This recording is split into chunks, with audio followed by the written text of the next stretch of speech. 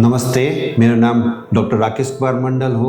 म यस जीवन विकास सामुदायिक अस्पतालमा as a senior consultant physician रूपमा कार्यरत छु। तपाईलाई के खोकी लागेको छ? खोकी लागेको लामो समय भयो।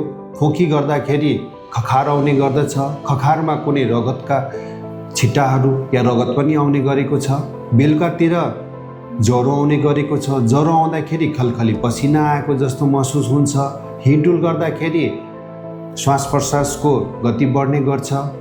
जिउमा एक किसिमको थकावट हुने गरेको छ। जिउहरू अलिकति दुख्ने, आलस्य लाग्ने, बढी निन्द्रा टाइपको लाग्ने, काम गर्न मन नलाग्ने यस्तो लक्षणहरू देखिएको छ। शरीर बिस्तारै आफ्नो ओजन घट्दै गइरहेको छ। यस्तो लक्षणहरू केही देखिएमा तपाईलाई क्षयरोग हुन सक्ने सम्भावना देखिएको छ। अब क्षयरोग भनेको के हो?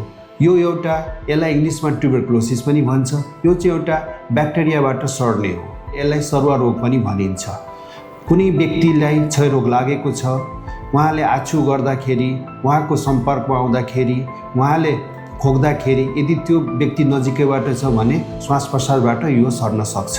त्यस्तो केही लक्षणहरू तपाईमा देखिएमा तपाईलाई नजिकको स्वास्थ्य चौकीमा गएर केही जाँचहरू गर्नुपर्ने हुन्छ। जस्तो एउटा छातीको एक्सरे भयो, खखारको जाँच भयो, एउटा रगतको जाँच भयो। यो रोग पुष्टि भएमा यसको औषधि सेवन गर्यो भने अवश्य तपाईहरूलाई निको हुनेछ। अब यो रोग लागेपछि हामी कसरी बच्ने त?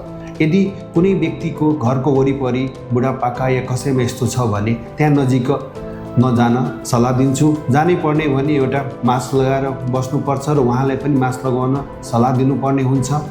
अर्को कुरा, कतै आफूले आछ्यु गर्यो, खोकी गर्यो भने हात धुनुपर्ने हुन्छ। भिडभाडमा जाँदाखेरि मास्कहरू लगाएर प्रयोग गर्नुपर्ने हुन्छ। यस्तोबाट चाहिँ बच्न सकिन्छ।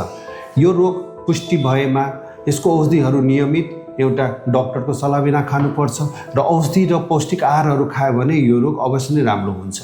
यो रोग खालि फोक्सोमा मात्रै लाग्दैन, अरू शरीरका विभिन्न भागमा लाग्ने, जस्तो मस्तिष्कमा लाग्न सक्छ, मुटुमा लाग्न सक्छ, पेटमा लाग्न सक्छ, हड्डीमा लाग्न सक्छ, विभिन्न ठाउँमा लाग्न सक्छ। तर मेन कुरा चाहिँ फोक्सोबाट नै हुने गर्दछ। यस्तो रोग लागिसकेपछि औषधि नियमित गरेपछि अरूले चाहिँ कसरी बचाउने? यो रोग लागिसकेपछि तपाईले एटलिस्ट 2 हप्तासम्म चाहिँ मास्क लगाएर आइसोलेसन टाइपको बस्नुपर्ने हुन्छ र नियमित औषधि सेवन गरेमा अरूलाई सर्दैन।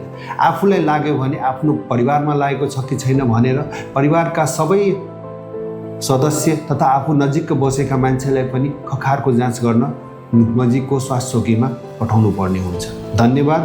तपाईले यस्तै जानकारीमूलक केही कुराहरूको लागि फेरि पनि आउनेछु। फेरि पनि धन्यवाद।